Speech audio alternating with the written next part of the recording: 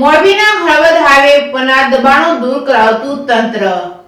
મોરબી જિલ્લાના હળવદ શહેરમાં રોડ ઉપર લારી ગલ્લા જેવા દબાણો વધી જવાથી ટ્રાફિક સમસ્યા ઉદ્ભવે છે। દરેક શહેરમાં ટ્રાફિક સમસ્યા સર્જાય છે, ત્યારે મોરબી જિલ્લાના હળવદ શહેરમાં હાઈવે રોડ ઉપર આવેલી સરા ચોકડી આજુબાજુમાં ખડકાઈ ગયેલા લારી ગલ્લા ટ્રાફિકને અડચણરૂપ હોય વહીવટીતંત્રએ તે દૂર કરાવ્યા હતા, પરંતુ કાયમી ધોરણે આવા દબાણો હટે તે લોકોના હિતમાં છે। આ બાબતે વાત કરીએ તો મોરબી શહેરના સનાળા રોડ ઉપર ફૂટપાથ ઉપર લારી ગલ્લા કાયમી ધોરણે ગોઠવાય ગયા છે। લોકોને ફૂટપાથ ઉપર ચાલવાનો બંધારણીય અધિકાર છે, પરંતુ તેનું હનન થયું હોય તો મોરબી જિલ્લા ફરિયાદ નિવારણ કાર્યક્રમમાં 3 થી 4 વાર રજૂઆત થઈ હતી, પણ રજૂઆતને કચરાપેટીમાં ફેંકી દીધી હોય તેમ કોઈ કાર્યવાહી થતી નથી। જ્યારે રેલો આવે છે ત્યારે 2-4 દિવસે ઝુંબેશ ચાલી દે છે, 2-4 દિવસ પછી પાછી મૂળ જગ્યાએ લારી ગલ્લા ગોઠવાઈ જાય છે। તે કાયમી ધોરણે દૂર કરવા જ હોય તેવી વાત છે। ત્યારે હળવદ શહેરની અંદર સરા ચોકડી પાસે રોડ પરના લારી ગલ્લા ઉભા થઈ ગયા હતા, જેના કારણે વાહન પાર્કિંગ ક્યાં કરવું તે સવાલ તો